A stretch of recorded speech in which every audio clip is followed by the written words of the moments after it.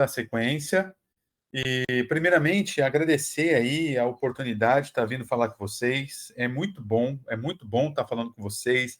Eu sei que vocês são crianças e especiais, vocês gostam dessas coisas, vocês gostam de estudar, então vocês são raros. E é muito bom falar com pessoas que são raras como vocês. Então, eu queria, antes de mais nada, agradecer o fato de vocês estarem aqui me ouvindo. Isso é muito importante para mim. Tá? Então, muitíssimo obrigado. A Maria Fernanda já mandou um chat aí. Eu estou lendo aqui, estou controlando os chats. Aqui. Beleza. E vamos hoje, acho que falar de um tema que todos vocês devem apreciar muito, né? E já dizer, vocês podem conversar comigo, vocês podem eventualmente me interromper se for preciso. E como eu sei que vocês são raros, então eu vou até puxar um pouquinho mais, entendeu? Eu vou aqui mostrar umas coisinhas que eu não mostraria para qualquer público, tá bom? Beleza? Então vamos seguir. Espero que vocês estejam comigo. Espero que vocês gostem do que eu tenho para dizer aqui, tá bom? Então vamos falar sobre um tema que mexe muito com os ânimos de todo mundo, né? O universo e sua origem, a origem do universo. Vamos falar sobre isso. E a gente sabe, gente, tem um grande ponto aqui, tem uma grande questão. O ser humano é um ser consciente de sua própria existência e sabedor de sua própria morte. É um pouco pesado falar isso, mas é verdade. Nós somos dos poucos seres vivos que existem na nossa Terra que tem essa consciência, que sabe que existe, tem a plena consciência de sua própria existência. E o ser humano, tomando como base, óbvio, sempre questões científicas que saem da ciência, o ser humano, com o tempo, ele foi desenvolvendo essas habilidades à medida que a sua cognição foi se desenvolvendo por conta da biologia de seu cérebro, ele foi tomando uma noção do espaço e do tempo que outros animais não têm, se tornando também, então, consciente de sua própria existência e sabedor de sua própria morte. Só que, se vocês forem para pensar comigo, isso é uma coisa, pode ser uma coisa tanto quanto dolorida, tanto quanto difícil. A gente saber desse tipo de coisa pode trazer algum grau de sofrimento. Outros animais, eu estou no meu quarto nesse momento, tenho os meus cachorrinhos aqui que estão todos deitados ao redor, muito fofinhos, inclusive. Eles não têm essa preocupação. Então, junto com essas preocupações e junto com essas tensões do fato de sermos realmente seres inteligentes e que tem um modo de olhar para o espaço e para o tempo completamente distinto de outros animais, surgem questões do tipo: o que somos? De onde viemos? Qual o sentido da vida? Para onde vamos? Por que morremos?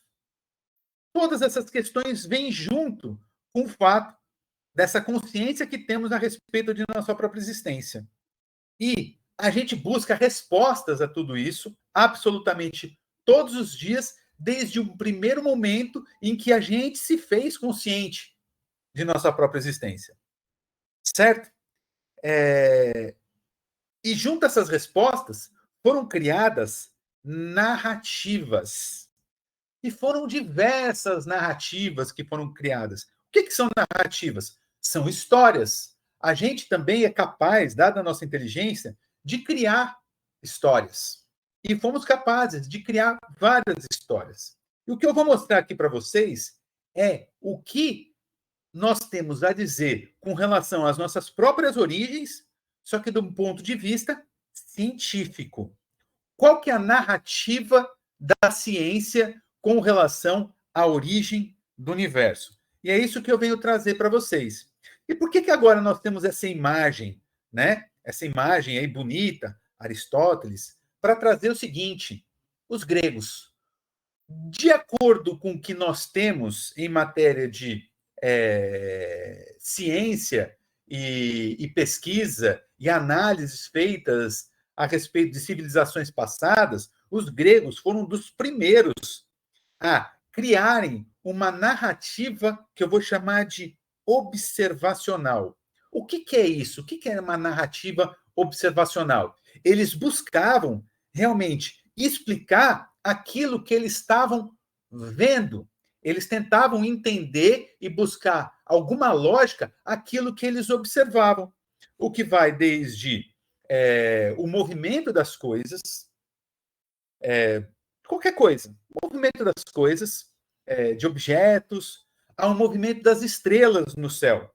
Então, eles buscavam explicações do ponto de vista mais lógico, sem recorrer a questões de crença.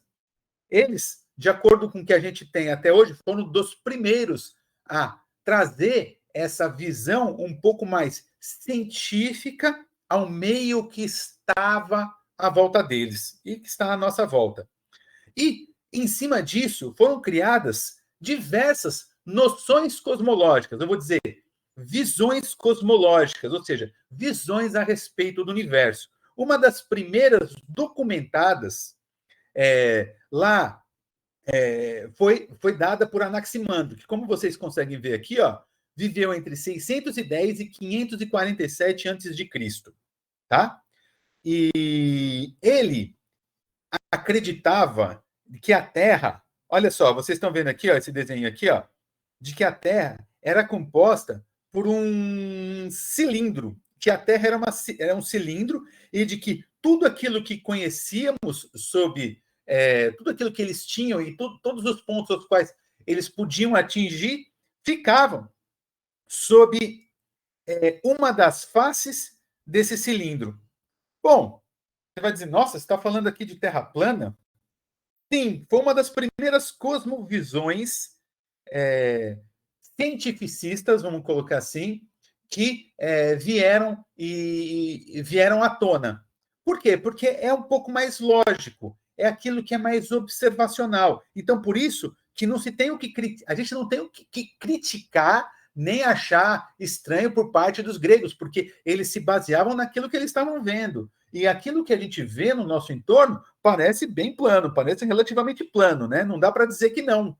E é o que eles viam ali, certo? Então, Anaximandro trouxe, e outros tantos trouxeram as suas cosmovisões, as suas visões cosmológicas a respeito do mundo que estava em sua volta.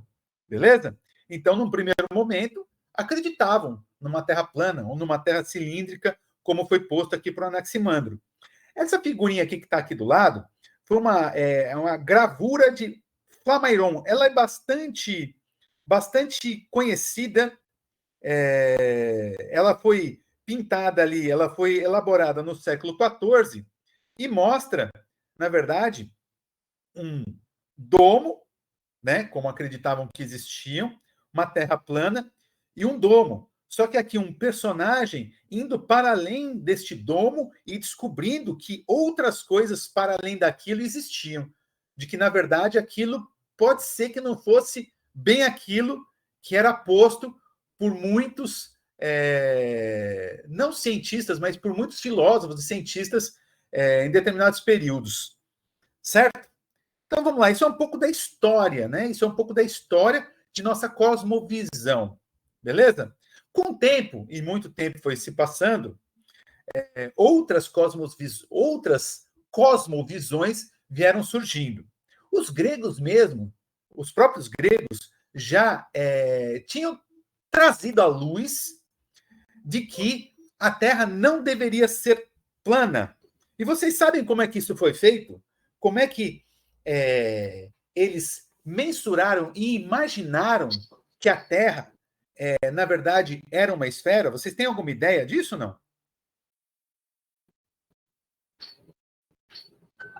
Observando a Lua durante um eclipse solar.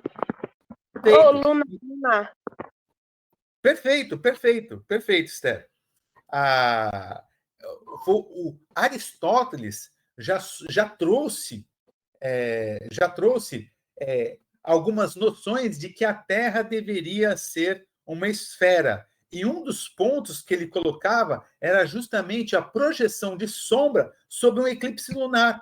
Ficava claro que tinha um formato esferoidal. Só que uma das outras pessoas que trouxe isso à luz e de forma muito contundente foi um outro filósofo chamado Erastótenes. Infelizmente, eu não trouxe aqui nenhuma gravura a respeito dele, só que se vocês me seguirem lá no Instagram ou no YouTube, eu tenho um vídeo falando sobre isso, tá? Depois eu posso até recomendar aqui para vocês. Só que como é que ele fez? Bom, se a Terra... Aliás, como é que ele percebeu isso? Ele era curador de uma das principais bibliotecas naquele período, que era a Biblioteca de Alexandria. Todo mundo aqui já ouviu falar da Biblioteca de Alexandria? Foi uma das principais bibliotecas do mundo, que infelizmente pegou fogo, um incêndio, e se perdeu muita coisa. Só que ele era um dos curadores, ele trabalhava na biblioteca, então ele tinha acesso a muitos manuscritos. E dentre os tantos manuscritos que ele tinha acesso, ele soube, lendo alguns desses manuscritos, de que ele, que ficava em Alexandria, ele sabia que na cidade de Assuan, que ficava por volta de uns 500 quilômetros, por volta disso, de uns 500 quilômetros de Alexandria, no dia de solstício, o sol, o sol, aliás, iluminava completamente um poço, a profundeza do poço. O sol iluminava completamente um poço, até o finalzinho ali do poço, ali, um poço bem profundo. Já isso, no mesmo horário, exatamente no mesmo horário, não acontecia em Alexandria. Então, o que ele percebeu? Bom, por que isso está acontecendo dessa forma? Por que o sol não ilumina um poço completamente aqui em Alexandria, quando ilumina completamente a profundeza de um poço em Assuan, no mesmo horário, no dia de solstício? E aí ele trouxe toda uma explicação geométrica que possibilitou ele determinar a curvatura da Terra.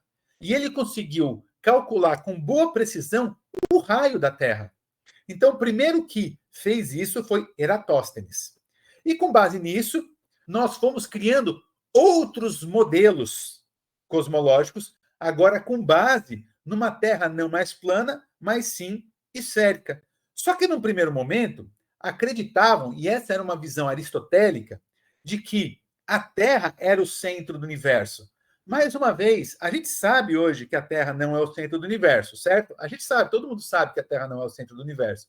Porém, também não há o que se criticar aqui, pois, de fato, quando a gente olha para o céu, vai observando o céu dia a dia ou numa noite inteira, o que a gente vê basicamente são as estrelas e os planetas girando em torno da gente. O próprio Sol, a impressão que a gente tem é que o Sol está girando em torno da gente. Então, então é o que a gente observa e é o que a gente acaba... Era o que eles acreditavam naquele período. Só que à medida que eles foram tendo um pouco mais de senso crítico com relação à sua observação, eles foram percebendo de que não, de que o movimento, para você querer explicar aquele movimento que era observado, que era cheio de nuances e detalhes, era algo muito complexo, muito difícil de entender, muito difícil de explicar. Então foi Nicolaus Copérnico que trouxe a ideia de uma coisa que nós chamamos de heliocentrismo. Não mais a Terra no centro do universo, mas sim o Sol no centro do universo e a Terra sendo um desses objetos astronômicos que girava em torno do Sol. Isso, na época em que ele trouxe e escreveu no seu livro, poderia trazer um grande problema a ele, pois tirava o ser humano do centro de tudo, né? Então, a própria igreja não gostava muito dessas ideias. Não era algo que agradava muito a igreja naquele período. Tanto que ele acabou publicando o seu livro, ele escreveu um livro, e o seu livro só foi publicado no seu pós-morte, só depois que ele morreu, para que ele não tivesse nenhum tipo de problema. Galileu foi uma pessoa que, se baseando muito nesse trabalho, ele colocou isso em seu livro e acabou tendo alguns problemas. Mas, enfim, para o desenvolvimento humano e da ciência, foi extremamente importante. E eu diria até para vocês que Galileu foi, sim, dos seres humanos mais importantes que já pisaram nessa Terra. A gente pode dizer que, do ponto de vista científico, e principalmente astronômico e para a física, existe um antes e um depois de Galileu Galilei, que está aqui a fotinha, né, a pintura dele, que vivia entre o período de 1563 a 1642, já depois de Cristo, é claro. Galileu Galilei, ele fez uma coisa que, até o momento, pelo menos de acordo com o que a gente sabe, ele foi a primeira pessoa que pegou uma luneta e apontou para o céu. Até então, de acordo com os registros que temos, ninguém ainda tinha feito isso. Uma luneta, já existiam lunetas, tá? Utilizadas principalmente para as navegações. Só que ainda não era muito difundida a ideia de se utilizar lunetas para fazer observações do céu. E quando ele fez isso, a gente pode dizer que ele abriu uma nova janela de observação para o céu. Como assim? Por quê? Por que ele abriu essa nova janela de observação? Porque ele acabou trazendo o céu, o espaço, muito mais próximo e conseguiu observar coisas que jamais ninguém tinha observado. Por exemplo, isso aqui são gravuras feitas por ele mesmo, tá? Ele conseguiu observar de forma muito detalhada as crateras da Lua, coisa que até então nunca havia sido observada. Ele conseguiu observar de forma indireta as primeiras manchas solares. Ele conseguiu observar luas de Júpiter, dentre outras coisas. Tudo isso tendo a simples ideia de pegar uma luneta e apontar para o céu. E começou a fazer medidas. E aí a astronomia ganhou um grande impulso a partir desse momento. Tá? Aí a gente dá um salto no tempo. Quem nunca ouviu falar de Newton aqui? Todo mundo já ouviu falar de Newton? Diz aí para mim, gente. Todos já ouviram falar de Newton? Isaac Newton? Sim, já ouvi. Sim. E o Isaac Newton? Hã? Sim. Sim. Eu acredito que todos vocês já devem ter ouvido falar de Isaac Newton. Esse também é um dos seres humanos mais importantes também que já pisaram sobre a Terra. Ele desenvolveu muita coisa. E dentre as tantas coisas que ele desenvolveu uma coisa que nós chamamos de gravitação. Ele desenvolveu as leis de Newton, onde ele explica o movimento de absolutamente tudo que existe, né? Movimento de tudo. De coisas caindo, de coisas de cavalo se movimentando. Ele conseguiu criar, ele se baseando muito nos trabalhos e nos manuscritos de Galileu Galilei, ele elaborou as suas leis do movimento. Ele elaborou a ideia de força. Para algo começar a se movimentar, eu preciso aplicar uma força àquilo para que aquilo comece a se movimentar. Para tirar qualquer coisa do lugar, eu preciso aplicar força. Ele que trouxe à luz todos esses conceitos. Tá? E dentre esses conceitos que ele trouxe à luz, a gravitação. A gravitação que basicamente explica o porquê que objetos caem, né? Por que quando vocês soltam qualquer coisa, essa coisa vai ao chão? Porque ela está tendendo a ir ao centro da Terra. E por que isso acontece? Ele disse, porque massa atrai massa. Quantidades muito grandes de massa vão atrair outras quantidades de massa. E é assim que funciona. Certo? Por isso que a famosa maçã que caiu na cabeça dele, na verdade isso é uma grande lenda, na verdade esse fato é só pictório, na verdade, na realidade não existe registro de que isso tenha acontecido e que tenha sido por causa disso que o Galileu tenha descoberto a gravitação. Não, foram anos de estudo para que ele pudesse entender essa dinâmica de atração de coisas, por que as coisas caem, e não só por que as coisas caem. Ele conseguiu explicar, se baseando nos trabalhos de outros dois cientistas muito importantes, um deles um cara chamado Tycho Brahe, que fez observações sobre a movimentação dos planetas, as observações mais precisas sobre a movimentação dos planetas na época em que ele fez essas medidas, e depois Jonas Kepler, que eu acredito que vocês já devem ter ouvido falar dele também, um dinamarquês brilhante, que conseguiu, em cima das observações de Tycho Brahe, ele conseguiu criar leis de movimento desses planetas. Ele criou leis, os planetas se movimentam em torno do Sol obedecendo essas leis. São as 3 leis de Kepler, certo? Beleza. Só que o que acontece? Quando Jonas Kepler elaborou essas leis, ninguém conseguia entender, mas qual a razão, qual o motivo pelos quais os planetas ficam dando voltas em torno do Sol, como diz as leis de Kepler. Ninguém conseguia entender. E quem conseguiu trazer um entendimento sobre isso foi o Isaac Newton. Ele resolveu esse problema e foi uma coisa absolutamente incrível. E como ele resolveu esse problema com a sua tal gravitação universal, onde ele afirma que massa atrai massa, e é por isso que os planetas dão voltas em torno do Sol, a Lua dá voltas em torno da Terra, e é assim que funciona. Beleza? Depois eu posso explicar um pouquinho melhor para vocês. Eu tenho um jeitinho, uma historinha bem legal de contar como é que funciona essa coisa de Lua dando... Por que a Lua não cai, afinal de contas, e fica dando voltas em torno da Terra, não é mesmo? Daqui a pouco eu explico isso para vocês. Mas vamos dar sequência. Só que, em contrapartida, vamos dar mais um salto no tempo e a gente vai trazer aqui uma outra pessoa muito importante. Quem conhece essa pessoa aí? Eu. Todo mundo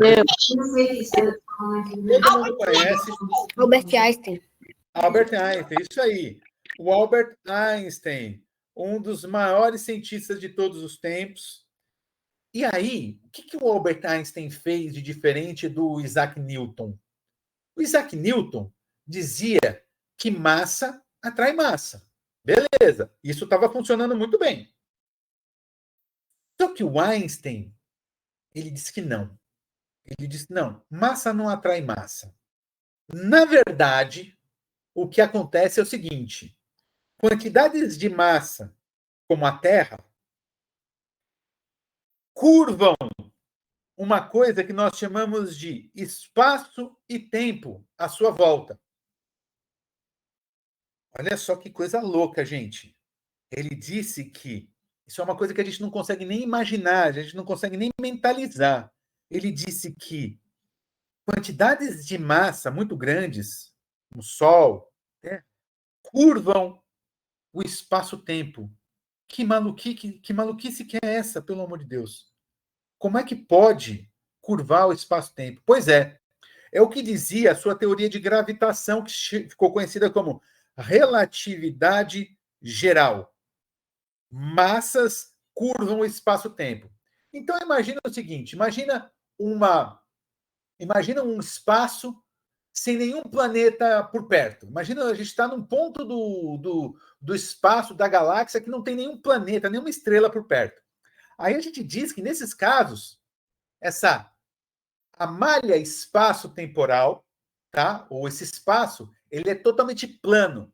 Então, se eu coloco uma partícula sobre esse ponto e coloco a ela uma determinada velocidade, ela vai viajar em linha reta toda a vida e para sempre.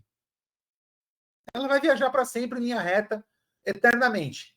Até que ela encontre, por exemplo, uma estrela, um planeta, que vai curvar esse espaço-tempo. E como ele está curvando, então, essa partícula, ou esse astronauta, vamos dizer assim, ele vai seguir a curvatura desse espaço.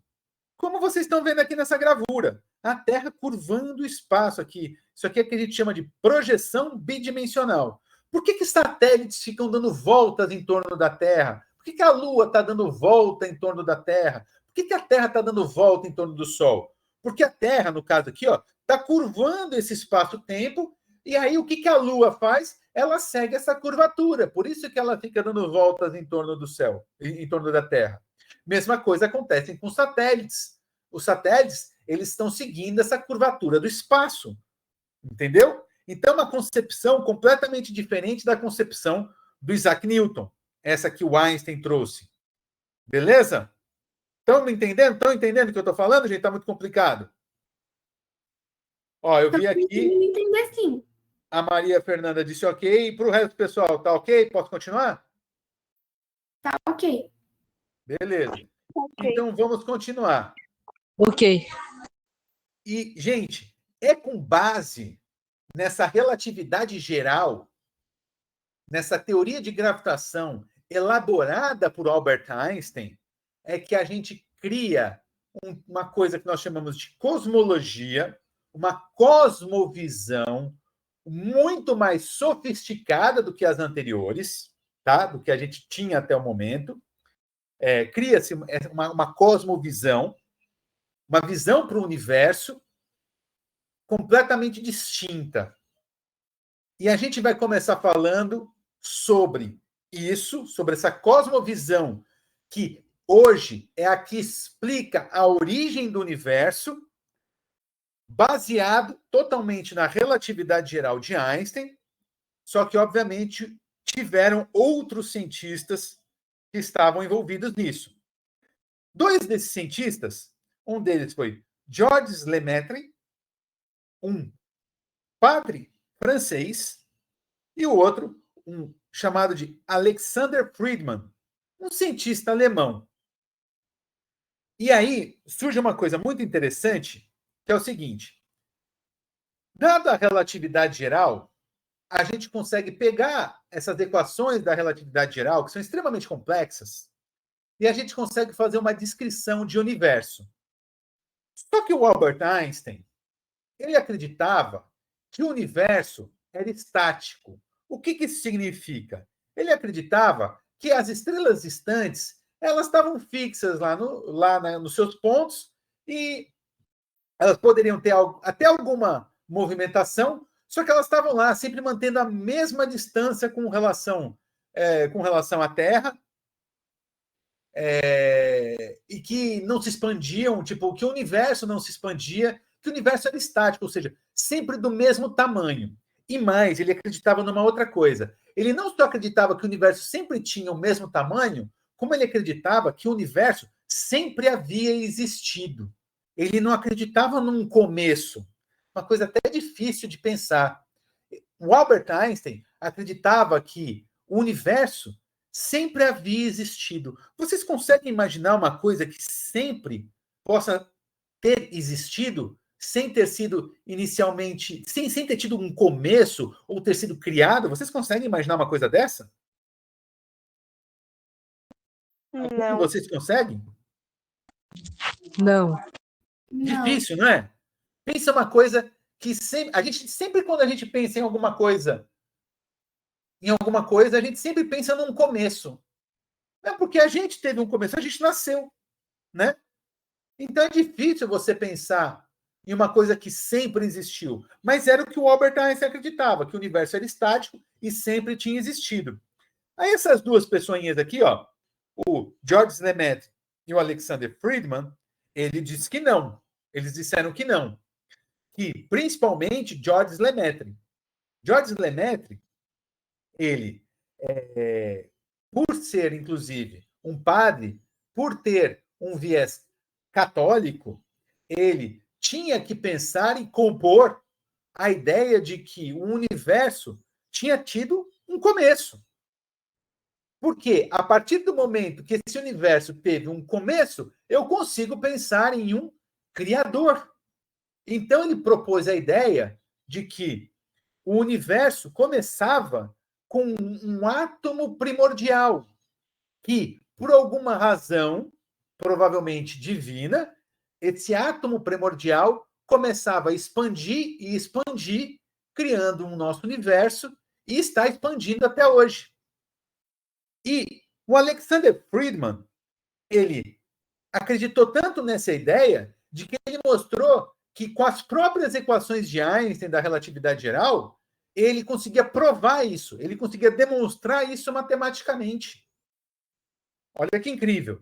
Então, peraí, temos uma coisa, temos um embate aí entre Lemaitre e Friedman, de um lado, e o Einstein do outro lado, que acreditava que o universo era estático. Quem que bateu o martelo e disse quem estava certo? Foi esse outro homem muito importante chamado Edwin Hubble. Quem que já ouviu falar do telescópio Hubble aqui? Eu. Todo mundo, né? Todo mundo já ouviu falar. O telescópio Hubble tem esse nome, Hubble, por causa desse cientista, Edwin Hubble. E por que ele é tão importante? Na verdade, ele é o astrônomo mais importante de todos os tempos. Ele descobriu muita coisa. Ele foi, por exemplo, a pessoa que primeiro observou uma galáxia fora nossa. Quando antes, até Edwin Hubble, acreditava-se de que o universo era simplesmente a nossa galáxia e esses eram os limites do nosso universo. Aí ele conseguiu observar a galáxia de Andrômeda e ele fez cálculos que mostraram que aquele objeto ali estava fora da nossa galáxia. Então isso foi uma coisa muito importante e a gente começou a expandir a nossa ideia de universo. Olha que incrível. Aí outra coisa que ele conseguiu demonstrar foi que o universo estava em expansão e de que, portanto, Einstein estava errado. Ele conseguiu provar que o Einstein estava errado, gente, porque ele, observando estrelas muito distantes, ele utilizou umas medidas que a gente chamava de redshift. Ele observava as estrelas, observava uma coisa que nós chamamos de espectro, o espectro dessas estrelas, porque a luz dessa estrela chega e o que a gente observa é o espectro dessas estrelas que vão me dizer de que são compostas essas estrelas. E ele conseguiu observar, ele conseguiu notar de que esses espectros eles tinham um atraso em suas frequências. Mas eu não vou entrar em grande detalhe nisso. E ele conseguiu provar que esse espectro, esse problema que ele observava ali nos espectros, ocorria por quê? Porque essas estrelas distantes estavam se distanciando. E quanto mais longe, com mais rapidez elas se distanciavam. Ou seja, ele conseguiu provar de fato de que o universo estava expandindo. E só aí, depois disso, é que o Albert Einstein reconheceu de que ele estava errado. Certo? E isso trouxe para a gente muita coisa muito legal, o qual a gente já vai falar aqui. Mas antes, só para vocês terem uma ideia de como é que é esse negócio de universo expandindo. Eu vou convidar vocês, não sei se vocês já fizeram esse experimento, mas façam na casa de vocês. Peguem uma bexiga, peguem uma canetinha e façam vários pontinhos em torno dessa bexiga. Tá? Façam vários pontinhos. E aí comecem a soprar essa bexiga. Comece a soprar a bexiga. Vai soprando. Aí a bexiga vai crescendo. O que vai acontecer com esses pontinhos sobre a bexiga, na superfície da bexiga? Eles vão se distanciar. Eles vão se distanciar um do outro. E exatamente essa ideia de expansão do universo. Imagina que cada um desses pontinhos seja uma galáxia. E essas galáxias vão se distanciando porque o próprio tecido espacial, o tecido do espaço-tempo está se expandindo. Olha que coisa louca. É difícil de entender, mas aí eu vou deixar depois para vocês fazerem as perguntas que vocês quiserem, caso vocês tenham dúvida com relação a isso, porque realmente é uma coisa muito difícil de imaginar. Eu mesmo não consigo imaginar isso. Só que esse é um bom exemplo. E uma outra coisa muito legal de se observar é que, quando a gente fala em Big Bang, a gente sempre pensa numa grande explosão.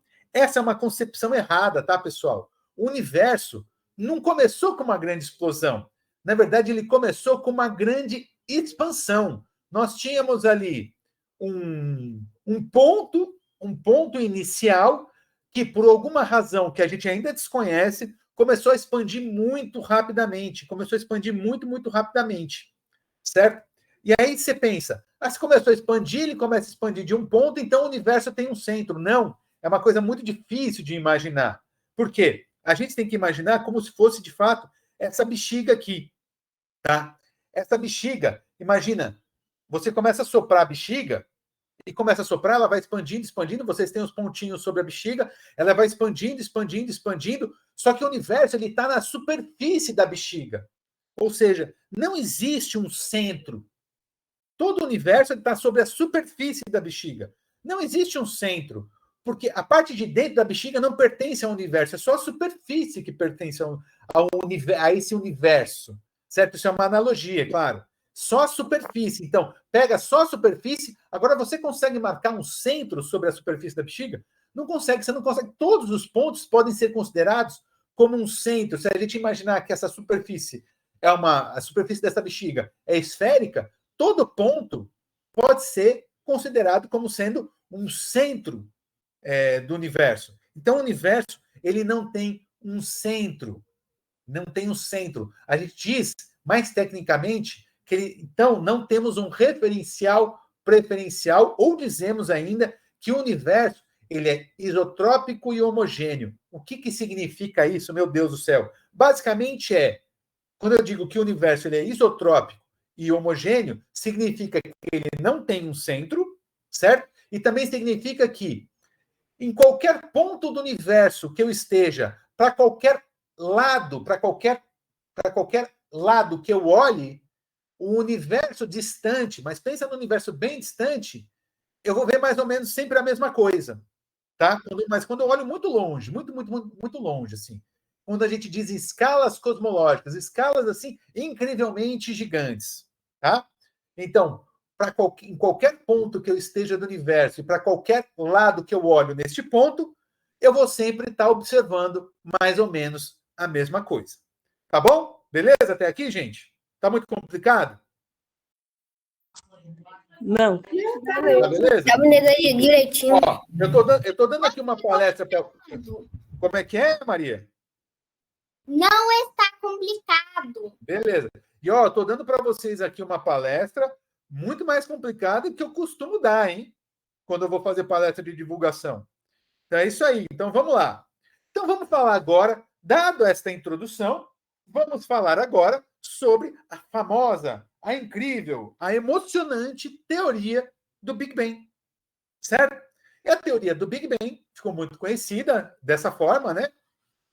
Diz basicamente que o universo ele começa, então, de um ponto primordial, que seria um ponto extremamente denso, extremamente quente, e que toda a matéria e toda a radiação que existe em todo o universo hoje estaria concentrada nesse ponto que é infinitamente pequeno. E aí o que acontece? Começa a ocorrer uma grande expansão, por razões que a gente não conhece ainda. E eu quero muito que daqui saiam pessoas como vocês, crianças como vocês, que se interessem por esse tema, entrem na ciência e ganhem um prêmio Nobel, descobrindo o porquê que isso aconteceu. O que eu vou mostrar agora um pouquinho para vocês são um pouquinho das eras do universo. Temos primeiro, então, quando eu estou falando desse pequeno ponto, eu estou falando de uma era ao qual nós chamamos de Era de Planck.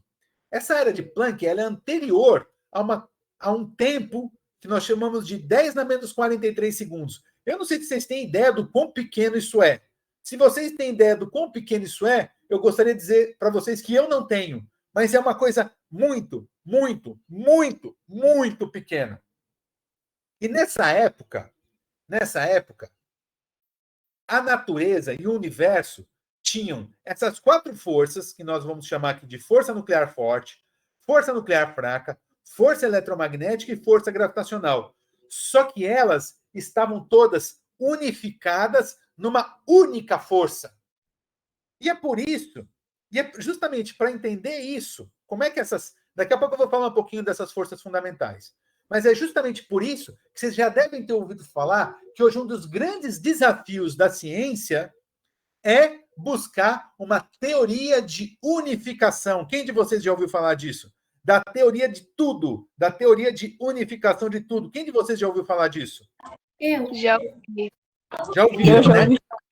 Essa teoria de unificação, a teoria de tudo, de unificação, é uma teoria que consegue unificar essas 4 forças fundamentais da natureza numa única força. E acreditem vocês, a gente não conseguiu isso até hoje. A ciência não conseguiu criar uma teoria que unifique essas 4 forças, por questões extremamente complexas. Mas aqui vale pontuar também, então a natureza ela tem 4 forças fundamentais que a gente conhece. A força nuclear forte, que vai descrever alguns fenômenos, por exemplo, já ouviram falar de quarks? Quarks são partículas. Quarks são partículas fundamentais que se encontram dentro de prótons e nêutrons. Os prótons e nêutrons, eles confinam, tem dentro deles partículas chamadas quarks.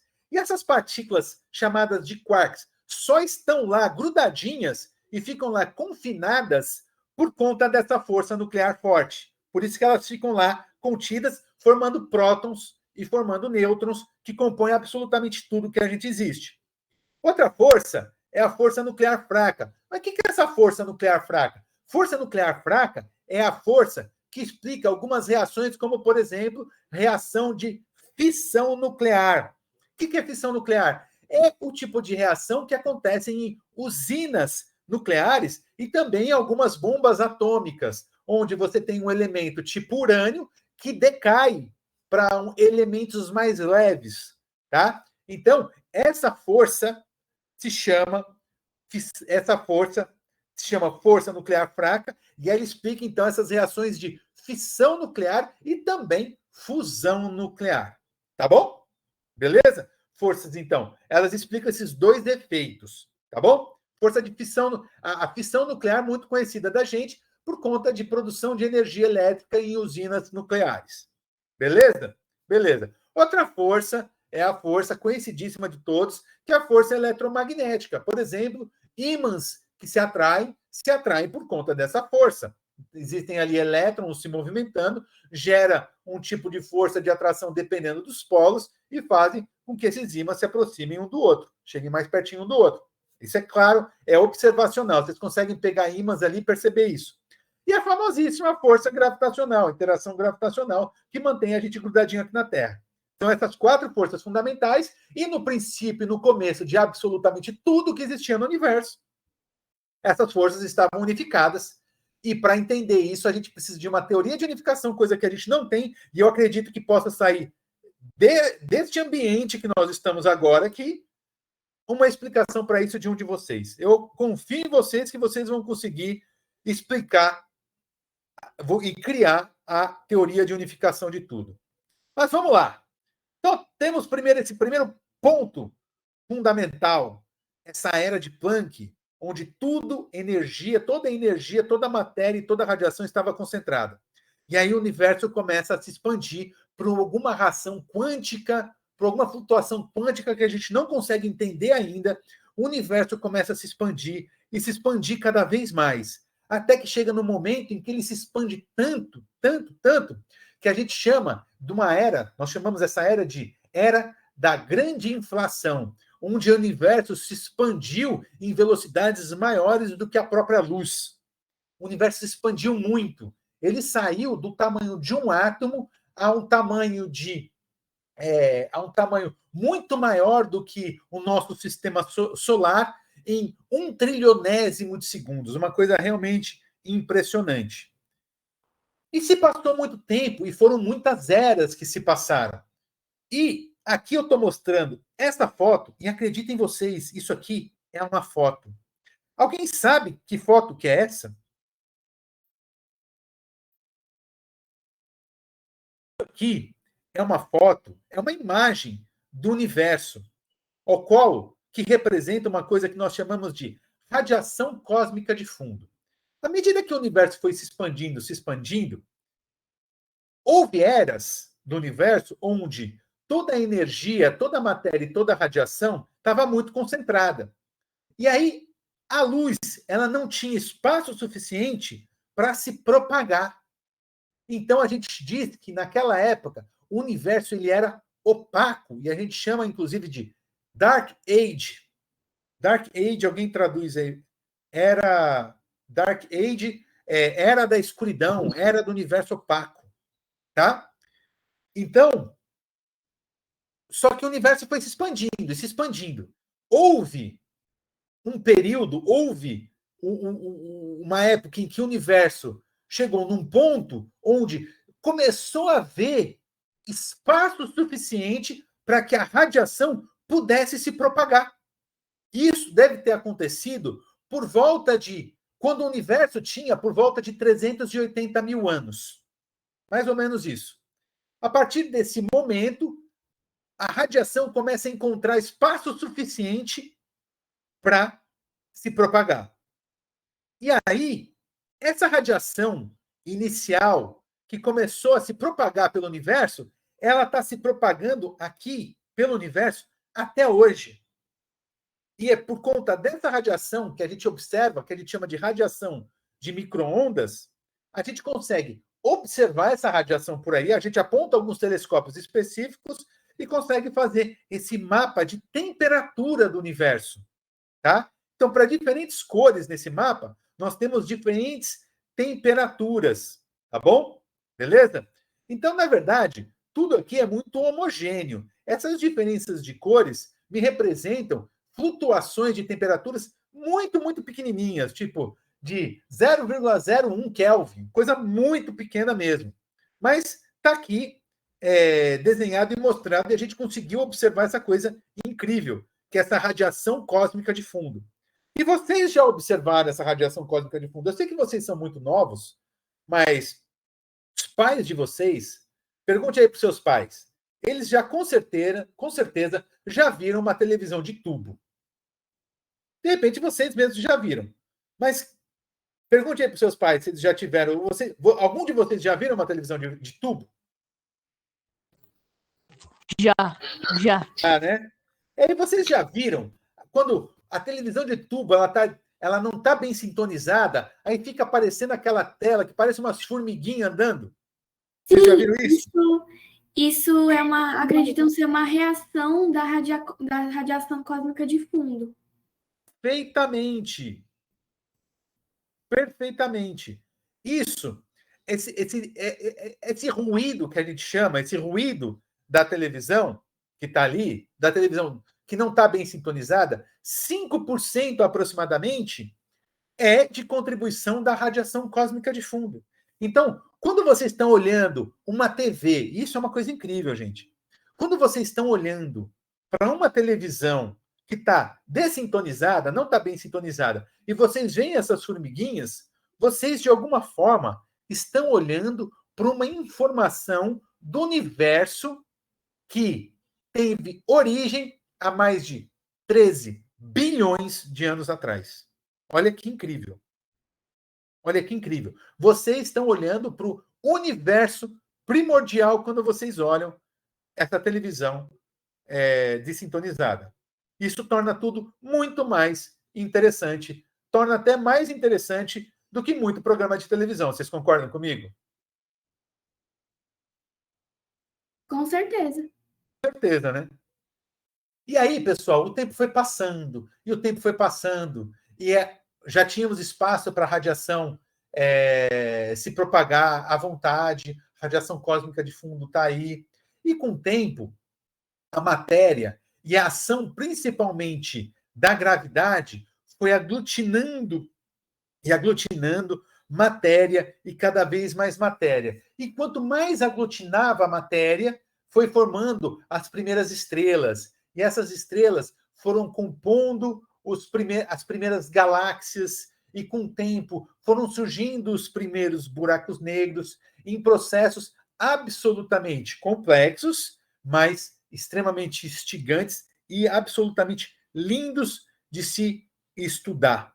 Tá ok? Então, eu recomendo muito para quem quer e queira. Aqui, então, nós temos uma imagem constituída, se eu não me engano, essa imagem é da galáxia de Andrômeda. Aqui, nós temos uma outra imagem que é conhecida como os pilares da criação. Na verdade, é uma nebulosa.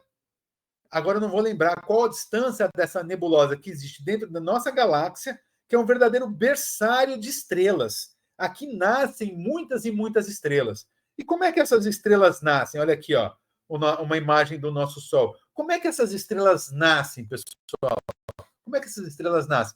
Muita matéria.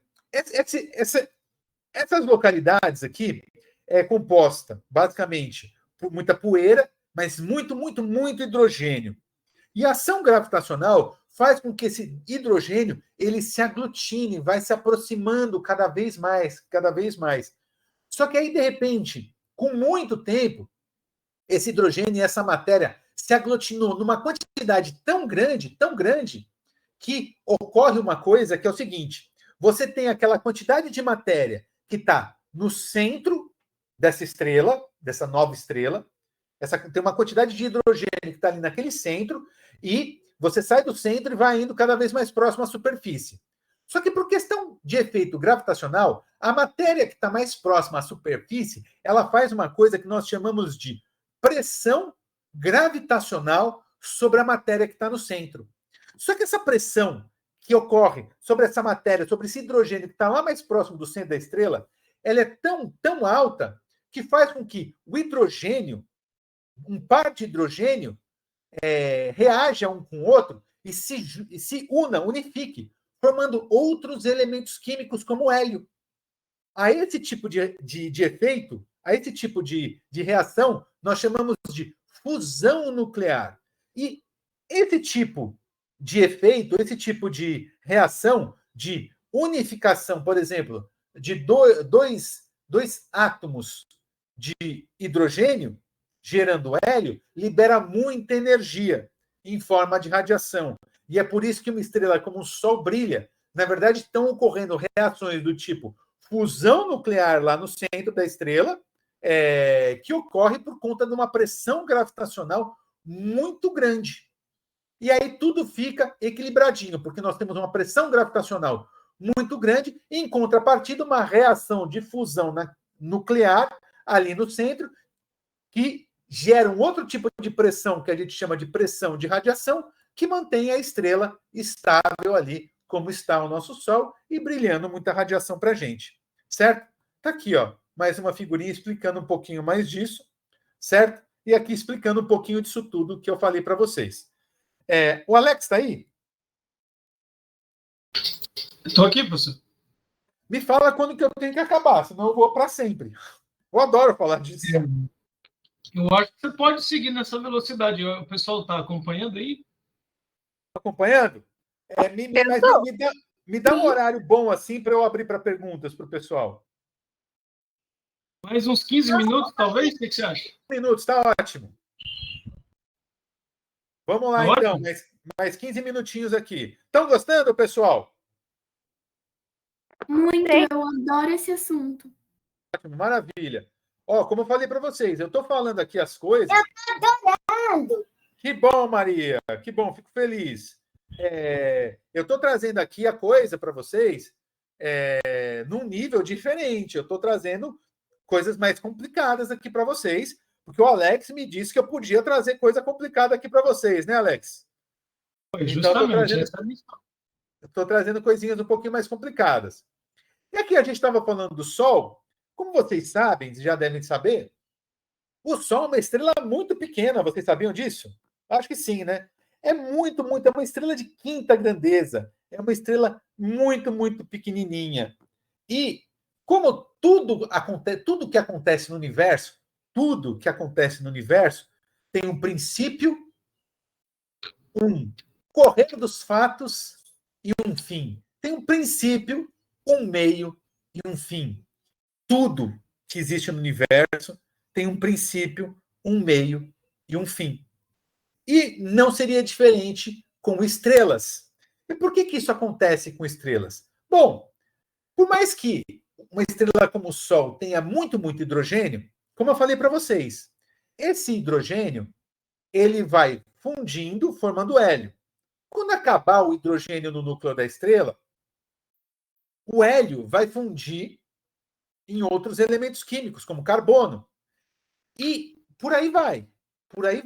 E, inclusive, deixa eu dizer uma coisinha para vocês. É dessa forma que todos os elementos químicos que nós conhecemos se formaram. Eles ocorreram dentro, e na verdade com outros eventos também, mas basicamente dentro dessas estrelas. Tá bom? Eles foram se formando lá dentro, por vias desse efeito de fusão nuclear que acontece dentro das estrelas. Tudo vai acontecendo ali dentro dessas estrelas e todos os elementos químicos que a gente conhece na tabela periódica vão se compondo também por outros efeitos, mas eu já chego lá. Mas o que acontece? Dependendo da quantidade de matéria, como eu falei, existem estrelas de quinta grandeza, como é o Sol. Então, o Sol ele vai fundir hidrogênio. Quando acabar, ele vai fundir hélio em outros elementos. Só que chega numa hora em que o elemento químico, o átomo, o elemento químico, por exemplo, o Sol, ele vai conseguir fundir até o centro está completamente composto por carbono. Depois disso, o Sol já não tem mais massa suficiente para fazer pressão gravitacional suficiente para criar elementos químicos mais pesados.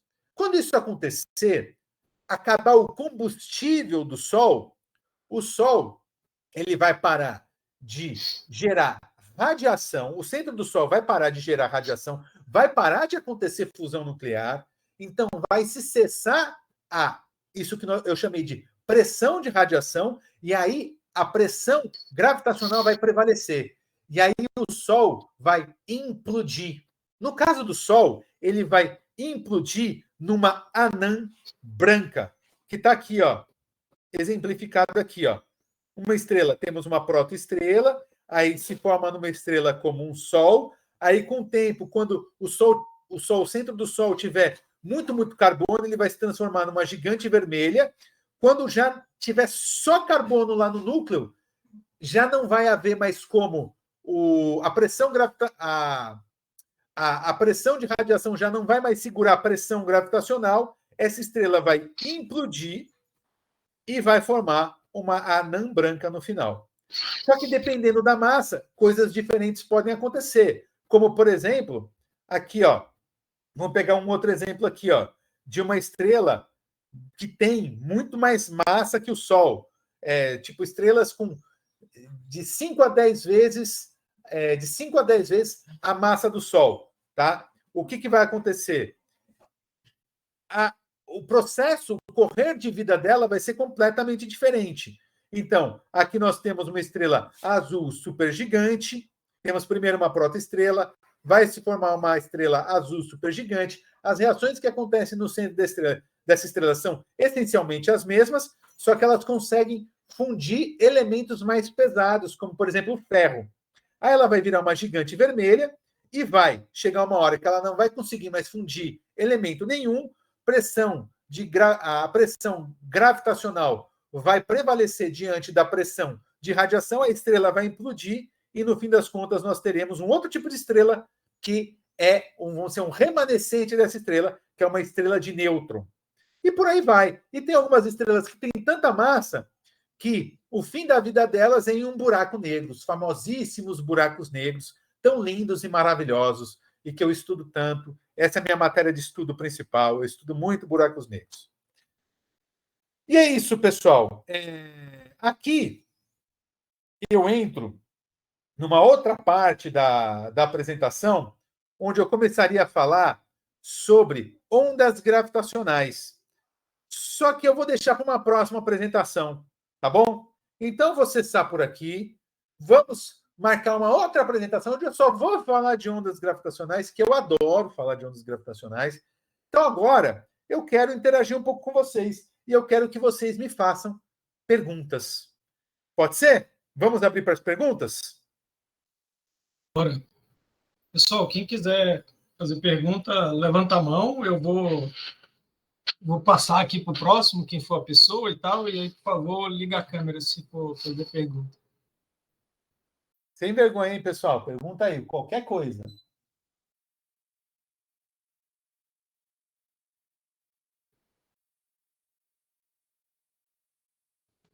Vamos lá para Bárbara, né?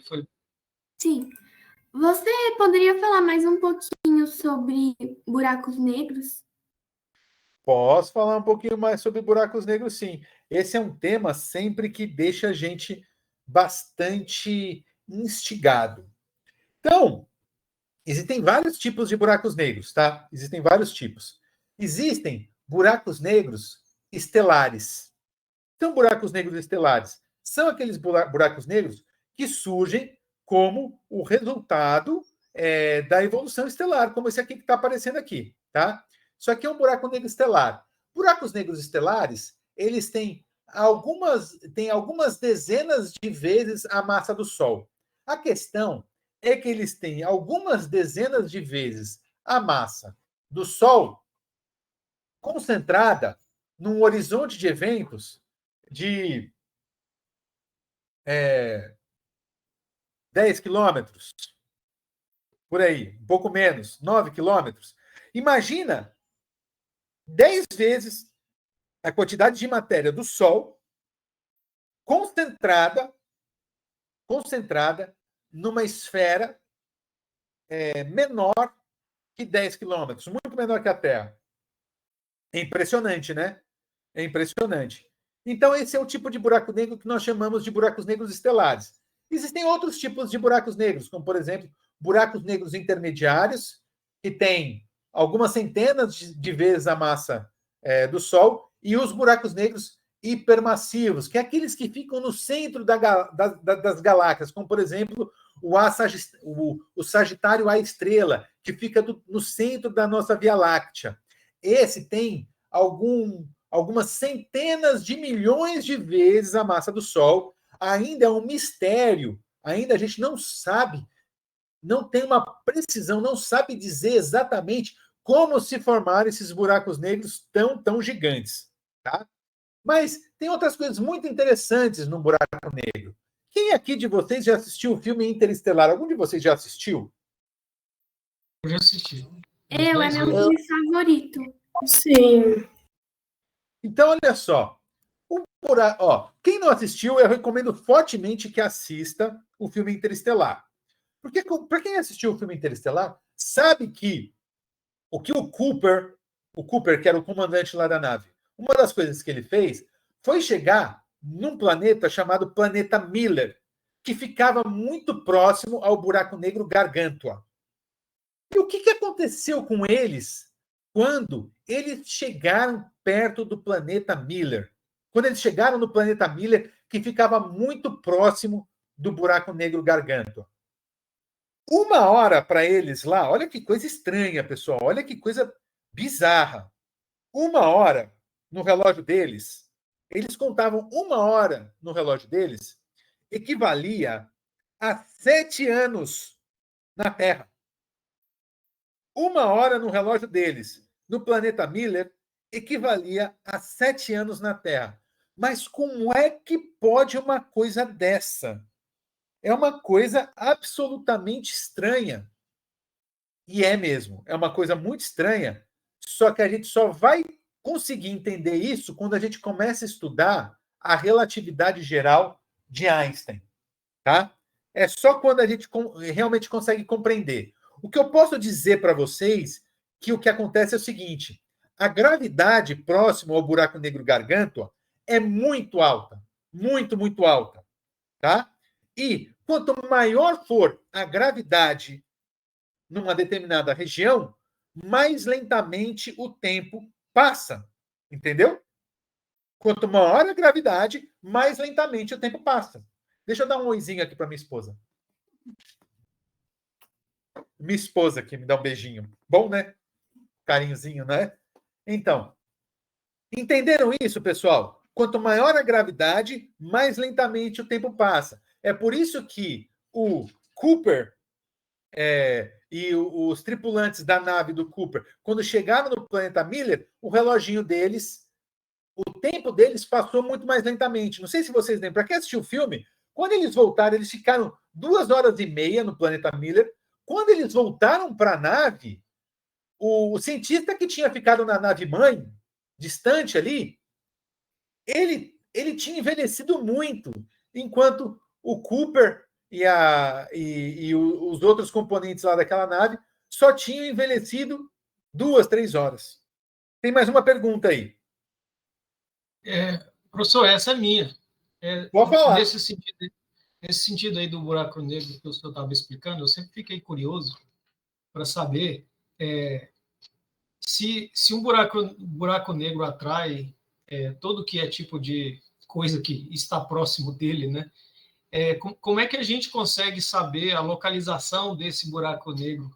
Que tipo de instrumento e que tipo de informação que chega a nós que nos conta que naquele lugar tem um buraco negro?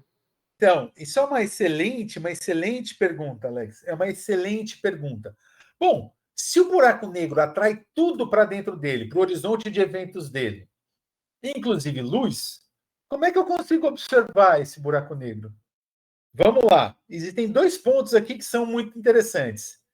Primeiro, esses buracos negros estelares, tipo esse que está aqui, a gente não observa. O que a gente observa, basicamente, são... De repente, a gente está olhando para um ponto do céu onde a gente enxerga um montão de estrela, ou alguma estrela, pelo menos, dando voltas em torno de nada. Então existe alguma coisa que está atraindo aquela estrela gravitacionalmente que a gente não consegue enxergar. Então, o que deve ser isso?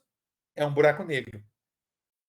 Outra coisa que ajuda a gente a enxergar buracos negros, outro efeito que chama efeitos de lente gravitacional. Então, aí é um pouquinho mais complexo. Só que o buraco negro ele desvia tanto a trajetória da luz, a gente, de alguma forma, consegue perceber esse desvio, e aí, em percebendo esse desvio, a gente sabe que tem alguma coisa ali que a gente não está enxergando, só que está causando esse desvio na luz. Então, essa é uma outra forma. Então, veja, são formas indiretas.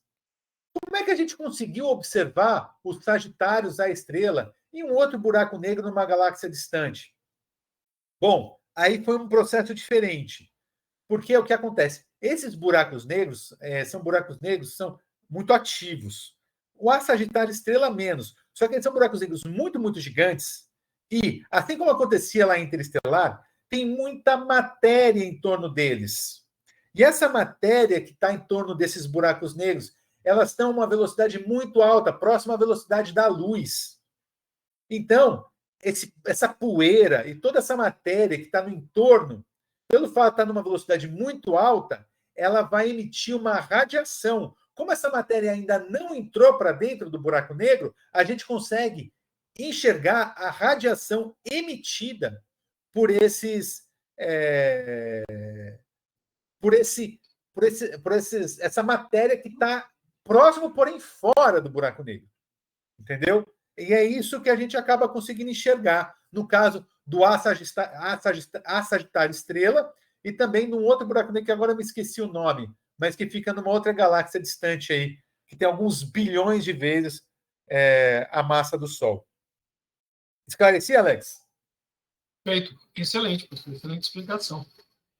Pessoal, vamos abrir a pergunta para mais alguém. Quer fazer mais alguma pergunta? Mais alguma perguntinha? Sem timidez, pessoal, sem timidez. Levanta a mão e liga a câmera. Eu. Agora, eu acho que o Isaac foi primeiro, Maria. Você na sequência depois do Isaac, tá bom? Isaac. Só que eu quero ver vocês. Mostra a câmera, sem timidez. Vai lá. Isaac, liga sua câmera para nós, para a gente te ver. A câmera? Levantaram a mão, tá aqui. Oi. Como é que nós podemos usar a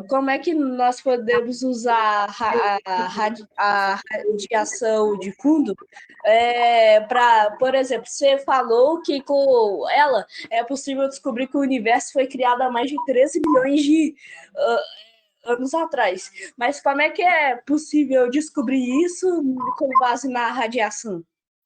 Excelente pergunta, sua Isaac. Muito, muito boa.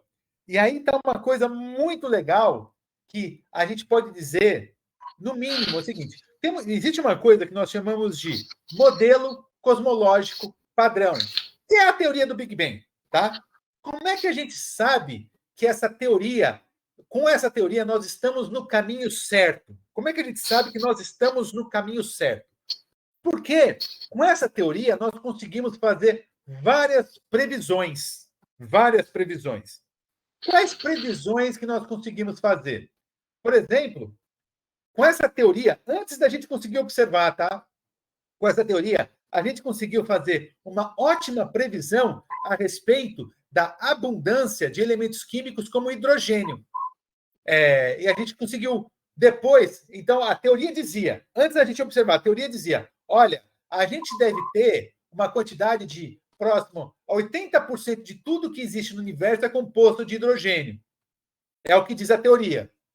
Depois, a gente conseguiu, de fato, observar e perceber que, de fato, 80%, aproximadamente 80% de tudo que existe no universo que é observável é composto por hidrogênio. Então, esse é um dos pontos. Outro ponto foi, a teoria, ela previa a existência. Essa teoria, ela previa a existência da radiação cósmica de fundo. Ela fazia a previsão da existência. Então, criou-se uma teoria, a gente criou uma teoria, certo? E essa teoria, com essa teoria, um cara chamado Isaac, agora eu esqueci o nome dele. Não importa o nome dele, esqueci o nome dele, infelizmente. Quer dizer, importa o nome dele, claro que importa. Mas eu esqueci o nome dele agora. Mas o cara, ele conseguiu fazer uma previsão seguinte, olha, se a nossa teoria estiver certa, o universo tiver aproximadamente essa idade, a gente tem que conseguir observar uma radiação de micro-ondas mais ou menos com essa distribuição que deve ter mais ou menos essa temperatura. É o que prevê a teoria. E isso ficou ali. Ninguém conseguiu observar, tá? Ninguém conseguiu observar. E aí, sem querer, agora também não vou lembrar o nome dessas pessoas aqui. Eu devia ter trazido isso aqui no seminário. Eu tenho as fotos, tem outras palestras que eu já dei, onde eu mostro a imagem dessas pessoas. Infelizmente, eu não trouxe aqui, porque eu optei por falar sobre estrelas, um pouco de estrelas para vocês. Mas essas pessoas, esses dois cientistas, eles estavam tentando ali fazer algumas observações. Na verdade, eles trabalhavam com telescópio de rádio e eles perceberam algumas interferências e depois eles descobriram que essas interferências... Desculpa meu cachorrinho aqui, tá? Ele está aqui no quarto aqui comigo. E eles perceberam que essas interferências eram por conta dessa radiação cósmica de fundo. O que eu quero dizer, o que importa no fim das contas, é que a teoria previa. Aí depois que a gente fez, Bob, está querendo participar, né? Fica quietinho. Depois que a gente fez, então, mais uma vez, a teoria previa isso. Depois que a gente fez as medições, e dado a teoria que a gente tinha, a gente conseguiu pegar essas medições todas, colocar como inputs na teoria e melhorar as nossas previsões. Então, com isso, a gente, dadas essas medições de distribuição dessa radiação cósmica de fundo, esse mapa do universo por meio da radiação cósmica de fundo, a gente pegou todos esses dados de temperatura, colocou na nossa teoria ali e com isso a gente conseguiu fazer melhores estimativas e por isso que a gente consegue chegar ali nos 13,8 bilhões. Só que antes disso, a teoria, supondo o universo ali com aproximadamente 9 bilhões de anos, a gente já conseguia fazer essa previsão da existência dessa radiação. E hoje a gente pega esses dados para melhorar aquilo que a gente tem dentro da nossa teoria. Deu para entender, não? Deu. Muito obrigado. Eu que agradeço. Agora a Maria, né, Maria? Maria Fernanda. Eu sei que não tem muito a ver com o assunto, mas você pode explicar o problema dos 3 corpos? Tudo bem, vamos lá. Sempre tem a ver com o assunto, porque o problema dos 3 corpos ele surge por conta de coisas que acontecem no universo, né? E o problema dos 3 corpos ele ficou muito popular por conta de uma série da Netflix, né? Chamada O Problema dos 3 Corpos. Mas o que acontece? Vamos falar um pouquinho dessa série. Alguém assistiu essa série? É uma série um pouquinho mais pesada. Não recomendo para crianças, sinceramente. Não recomendo muito para crianças, que é um pouquinho mais pesada, né? Aí, ó, a mãe da Fernanda tá dando um tchauzinho aqui. Você assistiu? A tua mãe assistiu? Assisti. Muito boa a série. Ficou popular, mas basicamente ele trata da interação gravitacional de 3 corpos. incrivelmente, para você ver como são as coisas, né? A gente consegue fazer uma excelente descrição,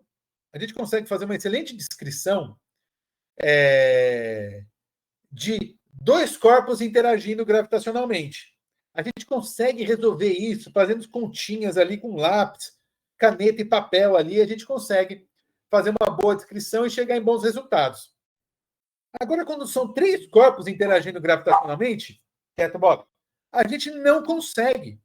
E aí, a gente não consegue fazer boas previsões. E aí a gente tem que partir para uma coisa que nós chamamos de dinâmica não linear. Ou seja, significa que não existe uma solução que a gente chama de analítica para esse problema. Vão existir soluções de aproximação numérica, tá?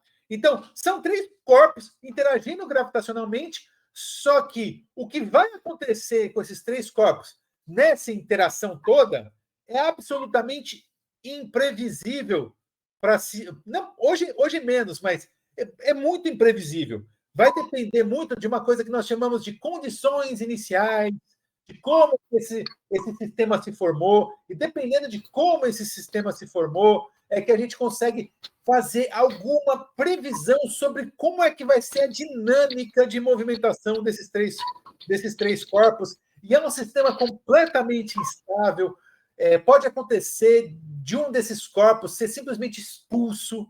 Existem vários eventos astronômicos que a gente conhece, a gente sabe, de uma estrela que pertencia a sistemas de três corpos, só que assim, do nada, ela foi expulsa do sistema por questão gravitacional.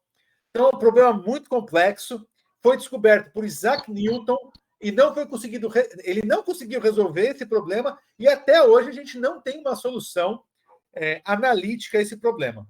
Tá? A gente tem que usar a teoria de caos para conseguir resolver esse problema. Muito obrigado, professor. Eu não conhecia esse problema. Obrigada pela explicação. Eu que agradeço. Agora, a Esther está na fila. Eu não sei se é a Esther ou se é o filho, mas enfim. Como é Esther? Oi, Esther. Fala aí um pouquinho sobre a teoria das cordas. Teoria das cordas. Teoria das cordas. Primeiro, assim, é uma coisa muito difícil. Tá? Uma coisa muito, muito difícil mesmo. Super avançada, assim. É o conhecimento mais de ponta que a gente tem dentro da física, tá? E como é que é esse negócio de teoria das cordas? Vamos lá. Primeiro, para falar de teoria das cordas, a gente tem que falar o seguinte. Existe uma coisa que se chama modelo padrão de partículas, tá? Que mostra para a gente quais são as partículas fundamentais que compõem absolutamente tudo que existe no nosso universo. E quais são essas partículas fundamentais? Vamos lá. São os elétrons, os quarks, os neutrinos e outras partículas mais exóticas, tá? Mas essas são as partículas mais fundamentais que existem. Basicamente, quarks e elétrons, onde a gente consegue compor e consegue que compõe tudo aquilo que a gente consegue observar. Beleza. Mas aí a gente tem uma perguntinha. Será que isso é de fato aquilo de mais fundamental que existe no universo? Será que essas partículas elas são compostas por alguma outra coisa? E aí é que entra a teoria de cordas, tá? É aí que entra a teoria de cordas. De acordo com a teoria de cordas, essas partículas fundamentais, elas são compostas por essas cordinhas cósmicas, vou chamar dessa forma, e cada partícula se caracteriza por uma vibração dessas cordinhas. Então, existem vários tipos de quark. Um tipo de quark, ele vai se caracterizar por uma determinada vibração dessas cordas. Tá? Falando bem por cima, assim. Então, tudo seria composto por cordas e frequências de vibração dessas pequenas cordas. Por que criaram essa teoria? Por que criaram a teoria de cordas? Porque hoje nós temos um grande, talvez um dos maiores problemas de toda a física, que está relacionado à nossa teoria de gravitação, que é a relatividade geral. Eu falei para vocês que o maior desejo de um físico é pegar todas as forças fundamentais e unificar numa única teoria. Porém, a gente não consegue fazer isso. A gente não consegue ainda. Por N razões técnicas, a gente não consegue fazer isso. E o maior problema de todos os problemas que nós temos é a gravidade. A gente não consegue unificar a gravidade com as outras forças de jeito nenhum.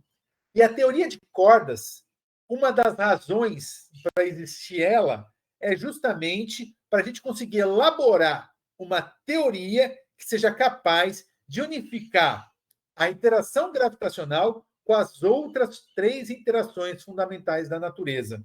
E para isso a gente tem que apelar para um montão de coisa. Por exemplo, as teorias de corda, elas preveem, por exemplo, de que nós não estamos vivendo no espaço tridimensional ou quadridimensional quando a gente conta o tempo, mas sim num universo, num espaço de 10 dimensões. Então é uma loucura.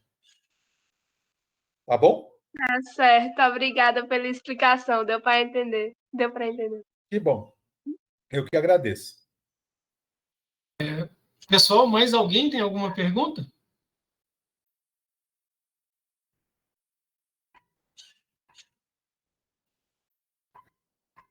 Ô, Leonardo.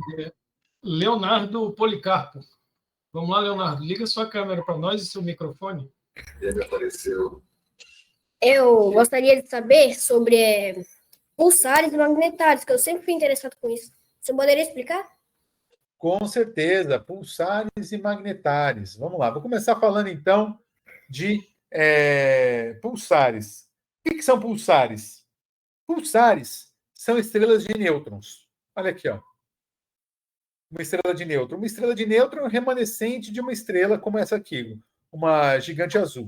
Tá? Ele vai evoluindo, evoluindo, até que a estrela, entre aspas, morre e tem um remanescente que a gente chama de estrela de nêutrons. A questão é que essas estrelas de nêutrons, elas são objetos astrofísicos muito interessantes. Elas têm aproximadamente 2 vezes a massa do Sol e num raio de aproximadamente 14 quilômetros. Tá? Então, imagina, você concentrar 2 vezes a massa que existe no Sol num raio de 14 quilômetros.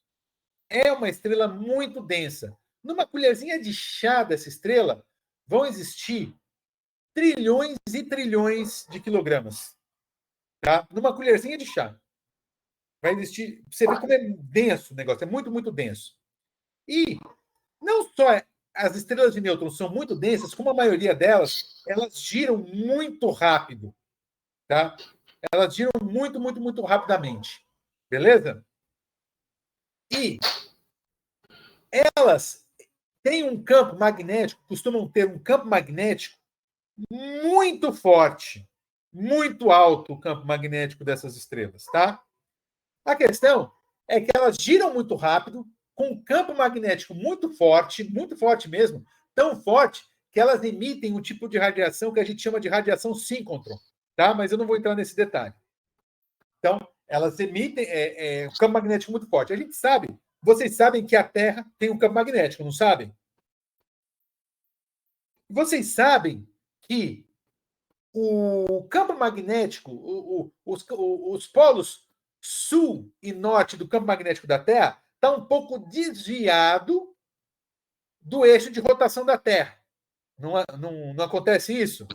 Tanto que a gente chama de... Tem uma coisa que a gente chamamos de norte magnético e o norte geográfico. Já ouviram falar disso, né? De norte magnético e norte geográfico. Eles ficam um pouco desviados um do outro. Numa estrela de nêutrons, acontece exatamente a mesma coisa. Esse campo, os polos magnéticos de uma estrela de nêutron, eles ficam desviados do seu eixo de rotação.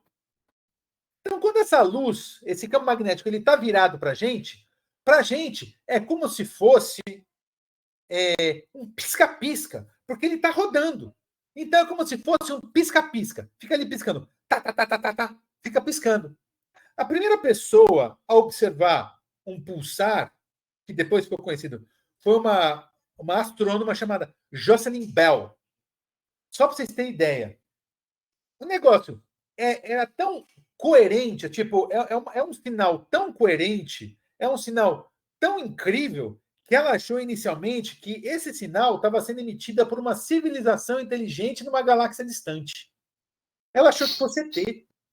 Ela achou que o pulsar que ela estava observando era um ET. Era sinal vindo de civilizações extraterrestres. E aí, com o tempo, ela descobriu que não. Que, na verdade, eram estrelas que giravam muito rápido e que estavam com esse campo magnético virado para a gente. Só que essa precisão desse giro dessas estrelas é tão alto, que são os relógios mais precisos de todo o universo. Olha, o seu relógio, com o tempo, ele vai perdendo a precisão, né? Vai atrasando, normal, né? Não acontece isso com um pulsar. Um pulsar nunca atrasa o teu pisca-pisca. É sempre exatamente com o mesmo intervalo de tempo. É um relógio muito, muito, muito preciso. Agora, já indo para o outro lado, o que são magnetares? Magnetares são, ao contrário, né, são já buracos negros. Magnetares são buracos negros que estão emitindo uma radiação por conta de uma concentração de matéria que existe em seu entorno, girando muito rapidamente, e esse remanescente de matéria que existe no entorno desse buraco negro está emitindo luz. Tá? Essencialmente é isso. Respondi sua pergunta, Leonardo? Eu falei mais de estrela de nêutron porque eu sou mais especialista em estrela de nêutron. Mas respondeu muito bem, muito obrigado. De nada. Eu que agradeço. Professor César, uma estrela de nêutron tem chance de virar um buraco negro? Se ela colidir com outra estrela de nêutron, sim. Tá bom. Pessoal, mais alguma pergunta aí? Vamos para. Tá bom. Vamos para a última pergunta. Para a gente poder liberar o professor César da aula que ele deu para a gente. Foi um prazer, tá? Um prazer. Gente, alguém tem mais alguma pergunta? Se não tiver, a gente encerra. Eu não tenho uma pergunta, não, mas eu só queria dizer que eu amei a aula. É um assunto que eu gosto muito e foi ótimo. Muito obrigada. Eu que agradeço, gente. Eu que agradeço. Eu também gostei muito. Então, posso dar uma fala final aqui, Alex? Por favor, por favor. Então, pessoal, é o seguinte. Primeiro, é um prazer estar aqui. Eu quero dizer para vocês, ó. Tá dando para ver minha camiseta aqui? Tá dando? Eu estou vendo. Então tá. Eu estou junto com vocês agora. Aqui eu já venho conversando aqui com o professor Alex já tem um tempo. A gente está fazendo uns projetos e tudo mais. Eu sou parceiro aí dos sócios mirins do AEITA, tá? Então, eu espero muito encontrar vocês, cada um de vocês pessoalmente, que a gente possa ter uma dinâmica, de repente, a gente tem uma dinâmica como essa aqui, só que presencial. Vai ser um prazer gigante. E eu quero conhecê-los e eu quero muito que vocês mantenham essa gana aí por querer saber cada vez mais, porque eu tenho um feeling muito bom de que daqui ainda sai um prêmio Nobel de Física. Vai sair o primeiro Nobel do Brasil, vai sair aqui desse meeting aqui, dessa sala. Então, gente, vocês são muito capazes, vocês são um público diferenciado. Eu estou amando estar aqui com vocês. Muito obrigado por vocês terem me dado ouvir. A honra é minha. Eu estou muito honrado de estar aqui com pessoas que serão verdadeiras estrelas da ciência e de suas áreas de atuação.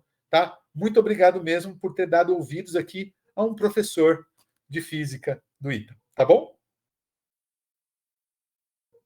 Tá bom, professor. Muito obrigado pelo seu tempo aí, por toda a sua energia. Muito obrigada pela aula. Eu que agradeço. Obrigada! Eu que agradeço vocês todos. Na idade deles, eu buscava muito ter uma aula dessa com o professor do ITA e não tive essa oportunidade. E hoje você dá essa oportunidade para a gente. E teremos mais, Alex. Vamos marcar mais vezes, mais dinâmicas como essa. E ainda a gente vai ter coisas assim presencialmente. Vamos fazer Tá bom. oficinas sobre esses temas ainda, tá bom? Vamos marcar uma de ondas gravitacionais para o senhor apresentar. Vamos marcar uma palestra sobre ondas gravitacionais, porque para eles dá para dar uma palestra sobre ondas gravitacionais. E eu tenho certeza que eles vão amar essa palestra. Perfeito. Então, pessoal, vamos encerrar aí para a gente aproveitar o resto da tarde de sábado. O que vocês acham? Ótimo, vamos lá. Então é isso aí, galera. Um abraço para todo mundo aí. Eu vou encerrar aqui, tá? Valeu, obrigado, gente. Até a próxima. Obrigada, foi um prazer. Prazer foi meu. Tchau. Tchau.